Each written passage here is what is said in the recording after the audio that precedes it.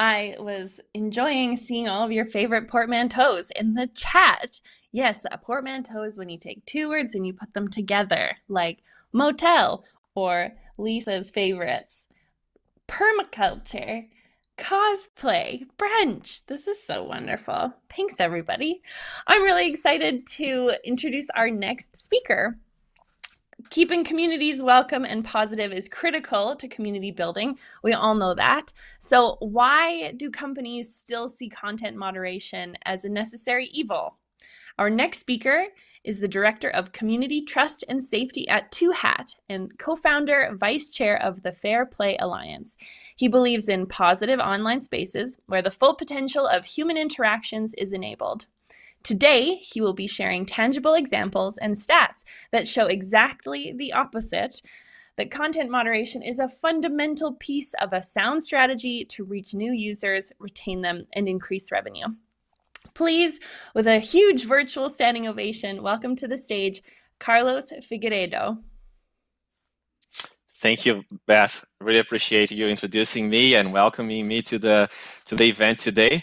And it's an honor to be here. I think CMX is a perfect example of what a welcoming and positive experience is. And of course, very much about community, right?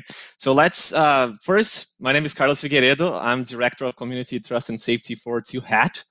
And I'm also a vice chair and a co-founder of the Fair Play Alliance. And you know, I cut my teeth in content moderation and online safety a long time ago when I worked for Disney Online Studios. I worked for Club Penguin, the now defunct Club Penguin. So I imagine some people watching here maybe played Club Penguin or their kids were a part of the community. So really that's where I learned a lot of my chops in terms of content moderation.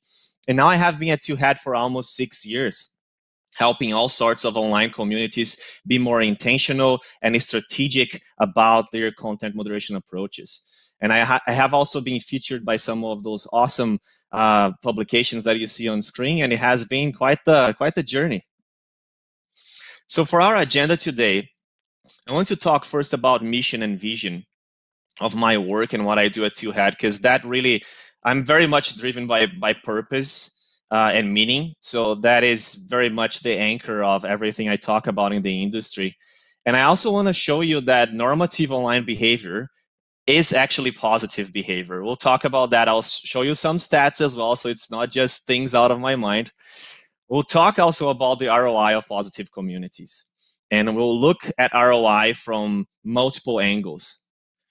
And at the tail end of my talk, I'll talk about chat insights and how we can learn to design better products from what we see in chat, from what players and users are saying in chat. I'll wrap up with some takeaways, and I hope you can ask some questions at the end so we have an interactive conversation there. So in terms of mission and vision, so what we do at Two Hat really is we believe in a different internet. Let's call it Internet 2.0, because the very intention of the internet is to connect people. And we believe that it's possible to fulfill that vision where we're reaching the full potential, where communities can be welcoming, positive, they can be diverse and inclusive, and everybody can be connected. We believe in that. And to achieve that vision, we also have to take care of some things. And one of them is to ensure that online harms are taken care of and people are safe and they can be themselves online. So this is very much the vision of those communities that can be inclusive, welcoming, can have better retention, and like I said, fulfill their full potential. So let's get to that point of positive online behavior is actually the norm. Contrary to what media might say to us, don't believe it, because when you look at the numbers, it's simply not the case. And just before we get to those numbers, I want to show you something that is related to what happened this year, right? We've seen the increase just of online activities, and I mean, that's no secret to anybody. But what you're seeing on screen right now is just how much it has increased across multiple verticals. that Two Hat serves services, right? So across social apps, online games, all sorts of online communities, the chat increase, just the amount of interaction that has increased online, is just off the charts, right? It's just unbelievable. And of course, we are looking for that solace, for that human connection online that we just simply can't have to a certain degree now offline. And CMX is a great example of how this is being done successfully, where we're all connecting. And the reality is, when you look at the increase, like, wow, before around February, Tuhat was processing about a third of what you're seeing on screen. We are processing now 100 billion human interactions a month. And when I say this, is we're classifying all the chat, all the images, all the things that we're seeing, right? And you can see on the screen that the light blue, which is, of course, majority of the content, especially talking about text, is low risk. So when I'm saying low risk, is the normative behavior that's very positive. People connecting, forming social bonds, talking about the social app, talking about the game they're playing, talking about their favorite sport.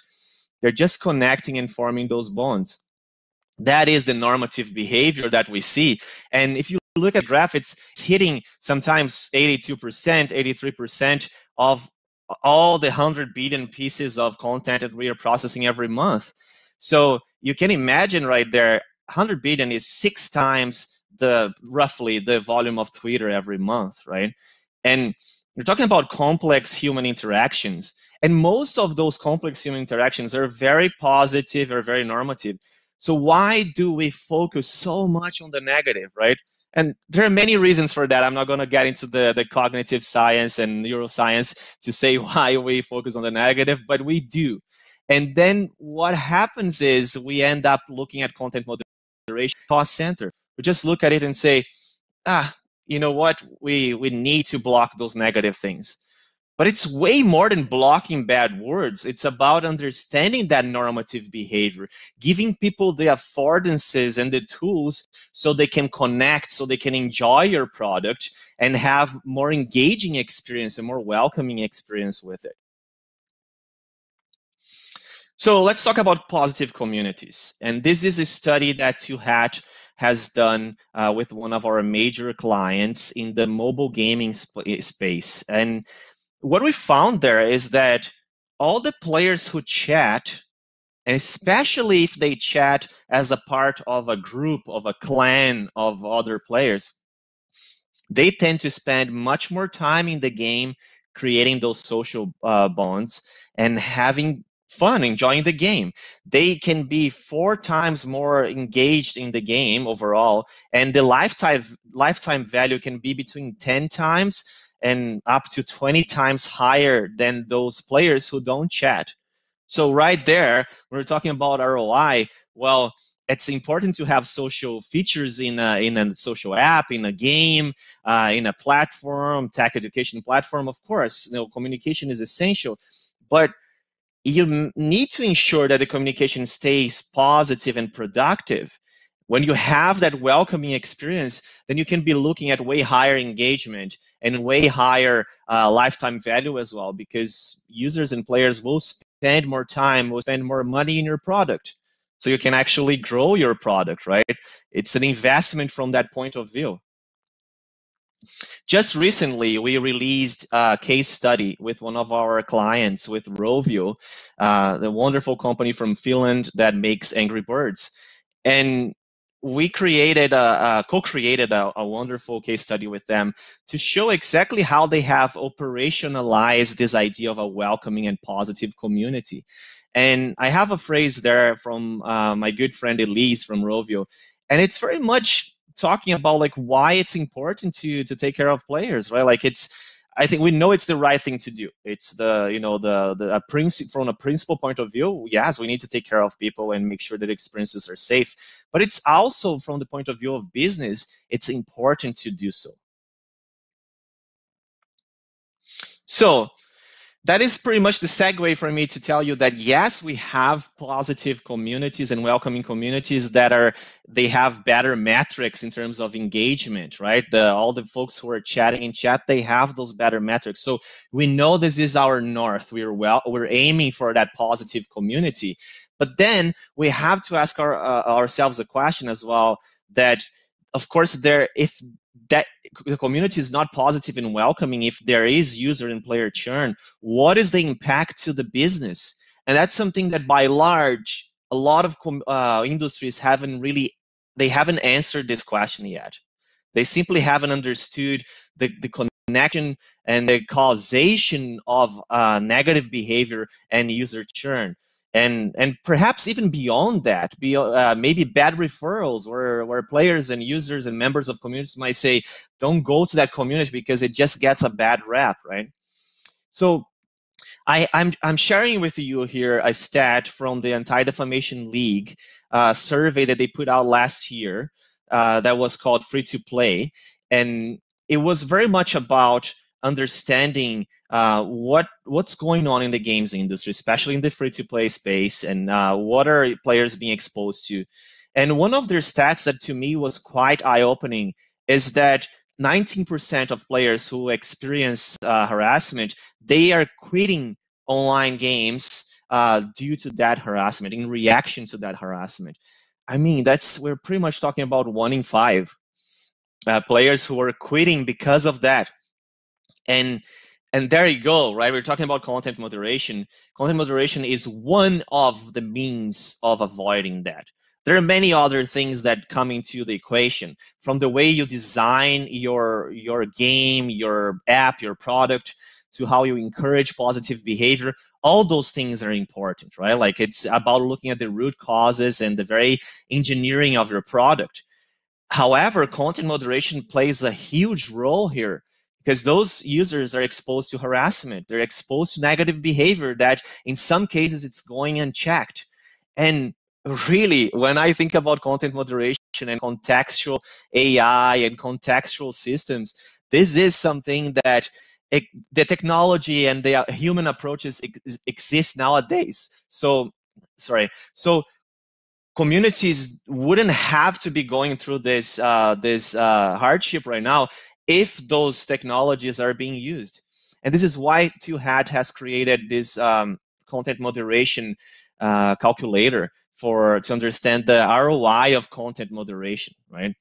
And we are pretty much using baseline metrics that are publicly available from the mobile gaming space, right? So we're talking about things like retention on day 1, on day 3, 7, and beyond. We're talking about the average revenue also per daily user.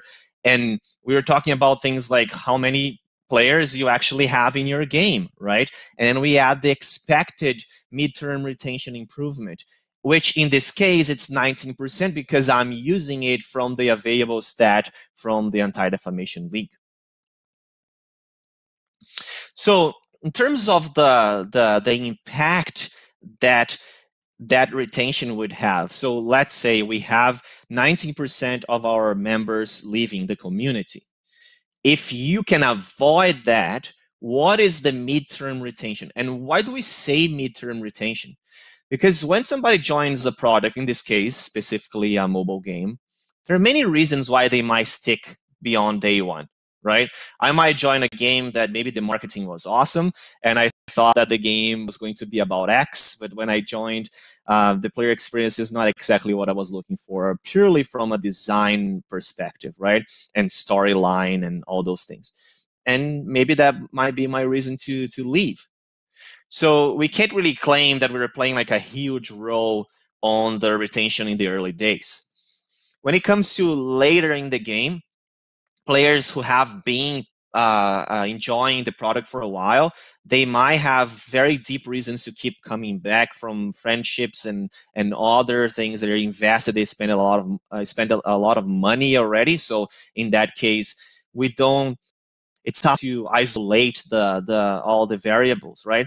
So what we are batting with this here, and really hoping to close a bit of a gap in the industry, is that there is the midterm retention. that happens in online games, in mobile games, that's really important, right? Like you want users to keep coming back, and even if possible to bring their friends along, like that is really key. So the midterm retention is what we're looking at here on this slide, and you can see that we are comparing what would be the revenue with and without a solution like Two Hats Community Sift, taking care of avoiding that 19% churn, or what will have you. It could be 5%. In your case, it could be 10%. I find that putting even a baseline of 10% is quite conservative, given stats that are publicly available, like the 19%.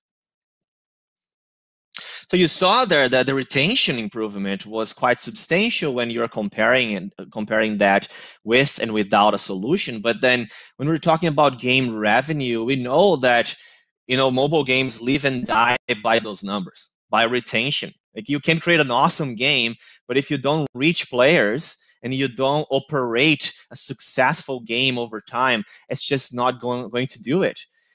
And this is where I really believe that a lot of executives are not thinking about this angle. They're not considering that content moderation is beyond just PR, brand protection, player and user protection. It's actually connected to the bottom line. It's connected to having a healthy business at the end of the day.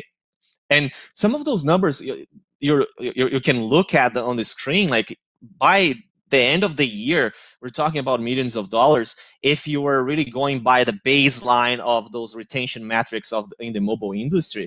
If a game is released without this content moderation approach as a safety by design, as a good practice, what is the money that you could be leaving on the table? And it's beyond money. It's just like you're not going to grow your business. You're just not going to grow it because you're going to miss out on the opportunity of reaching a very diverse community. People are just not going to feel welcoming and part of a positive space at the end of the day. So here I want to talk about another angle of ROI, which is, okay, for some folks, they might say, you know what, I just have to have content moderation, and I have to have a team. I have to have moderators taking care of manually reviewing things. Maybe I use an automated solution, but at the end of the day, you can have a big workload, right?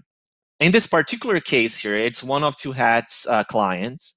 It's also a game.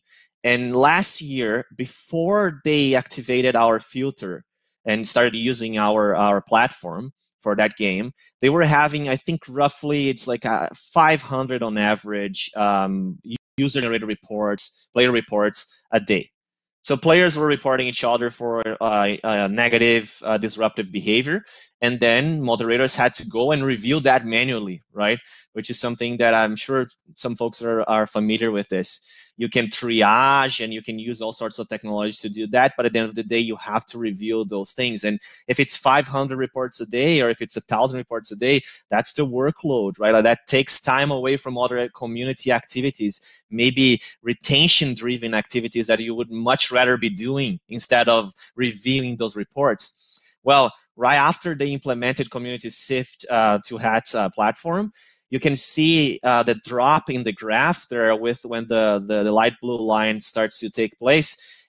Basically, there was an 88% reduction in workload in the number of reports that were submitted. I mean, you can hardly ignore this as a cost avoidance, right? This is the difference between having one moderator for some companies to having to hire the second, the third moderator, right? Having to hire more people and also having more people exposed to negative content. Let's not forget that, especially in the day and age that we live in. Do we want to have human beings reviewing things that are like a problem solved for a content moderation platform? That they obviously bad content and they obviously good.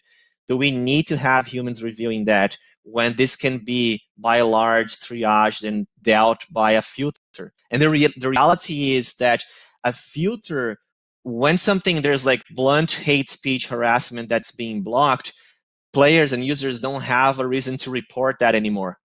right? That's why you see because it's being proactively dealt with. That's how you see this impressive drop. If we're talking about like the average salary maybe of a moderator in the US, if we can assume between $2,500 a month and maybe let's say 3K a month, we're talking about like what is the cost avoidance here, right? The overhead that you're able to keep low, and not to mention the human impact, like I said. And this is a screenshot that brings a lot of joy to me right away, because this is from my Club Penguin days, and it is an actual screenshot of my penguin that was called Zé Carioca. I named my penguin because of one of the three amigos, the parrot, right? And I was born in Brazil, so Zé Carioca has that Brazilian connection for me.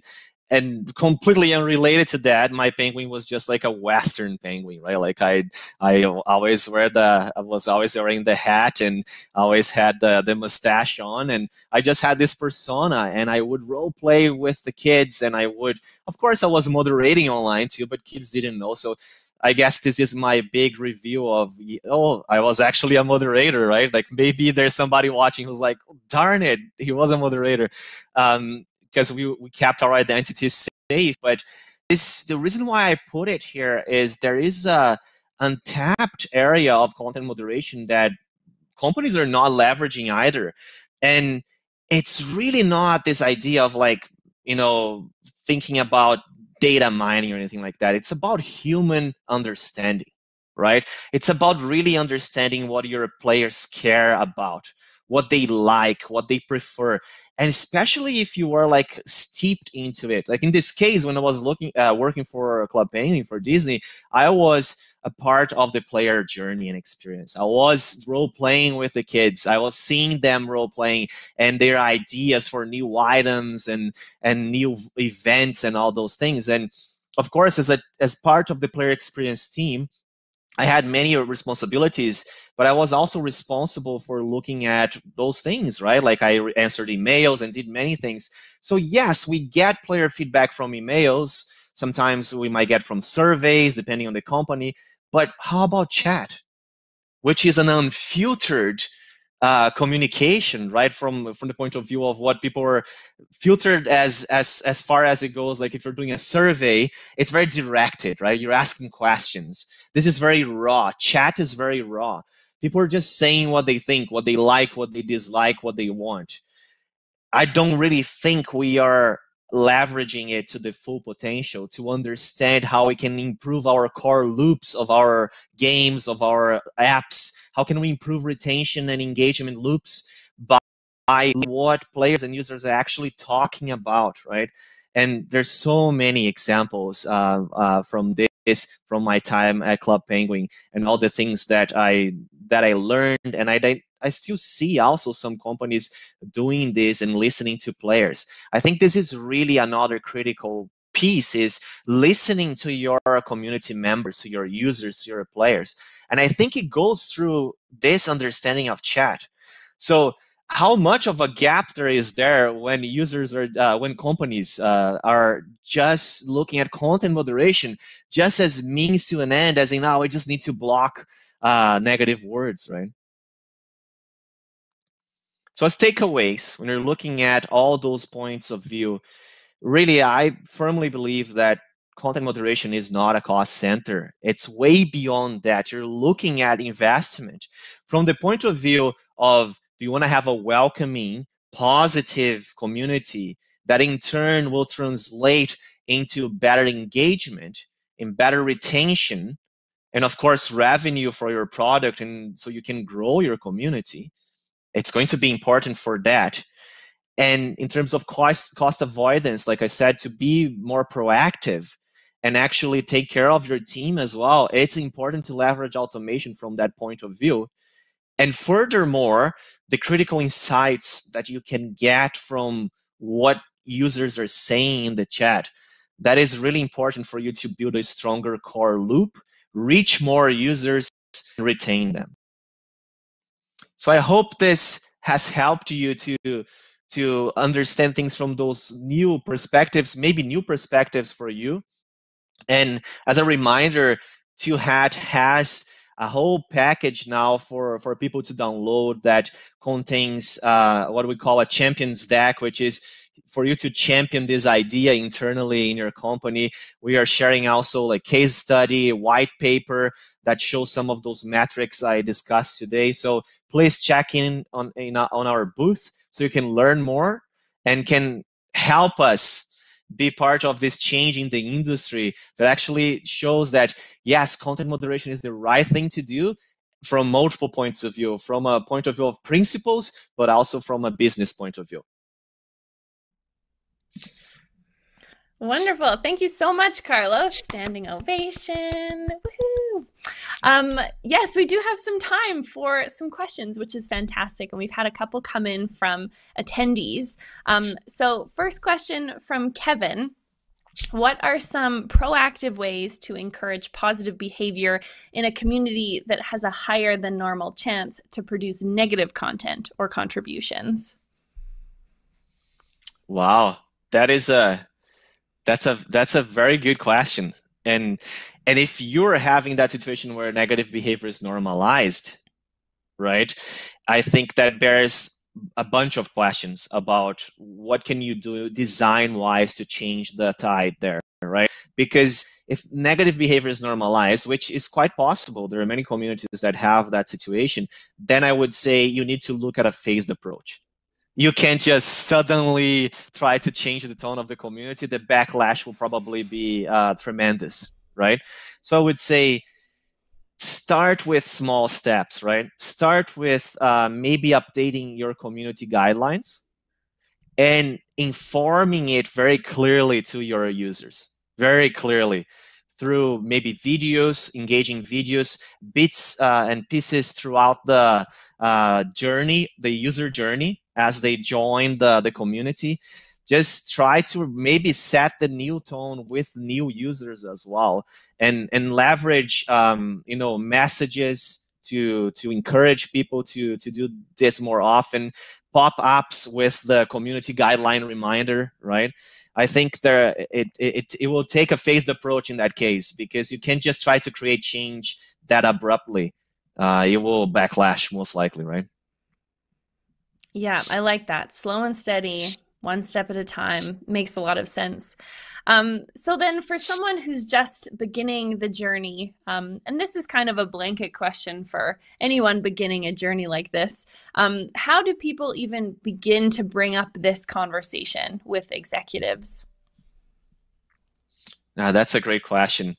I think when we're really considering what conversation will resonate the most with an executive, we have to think about their world and their priorities, right? For a lot of executives, they are responsible for the growth of that platform, right? For the ultimate success of the business. So we need to step away from talking about just the negative stuff. Like I said, content moderation is actually much more about the positive, understanding the positive, than it is about the negative. So we need to stop being all dire and gloomy and talking about, oh, people are misbehaving online, and this is, I think that's the first place to start. Just bring the conversation, lead with the positive. We all create products because we believe in them. We believe in positive interaction. We believe in the very purpose of our platforms. Disruptive behavior, negative behavior, is minimal in communities, and it gets in the way of that purpose, of the intended experiences. So framing is very important, right? When talking to an exec, frame from the positive. Frame the conversation from what is the outcome you want to drive, right? You want to drive a more welcoming and positive community that will lead to better growth. And content moderation is one of the tools you need in order to accomplish that. And of course, use stats, like the stats that I shared today. Use numbers when you're talking to executives. Totally. I feel like there are some people who just need numbers, who need those quantitative, that quantitative information to actually understand. So that's really good advice. I do see another question here from Alex. Does gaming have different needs in terms of community management behavior to other platforms? Is that something you've seen? Yes, I believe so. And I'll give you one example that perhaps will illustrate why I believe that online games are very dynamic, right? You have communication just flying when you have like live chat. It's happening so fast, right? And there is such a thing as gaming lingo, right? And internet lingo and pop culture. And a lot of players, they love to subvert filters. Sometimes intentionally, sometimes just because they like to use leet speak and they like to use acronyms and things like that and Unicodes. However, some players will see that there is a word filter in place. And what they will do is they will on purpose try to break the filter. So right there, you have a different community management, content moderation need from the point of view of safeguarding users. It's a very different need from other platforms where users might not be subverting the filter, right? I That's crazy. These challenges that community professionals face all the time are just so interesting. Yeah, upside down characters, invisible characters, Unicode, accents from other languages, everything under the sun players will use to subvert a filter. Well then, um, can you remind everybody where to find your downloads? Where can they find these resources they're sharing? Yeah, so if they can go to the Two Hat booth, we have a direct link there to the Two Hat website. That would be the easiest path for you to take, because then you go to a landing page at twohat.com, and then you can download your bundle of content to help you in this journey to, be a champion for how this is actually more of an investment to really protect your users and your community. Awesome. Well, thank you so much, Carlos, for joining us on the CMX Summit stage. It was a pleasure to have you, and thank you for sharing your knowledge.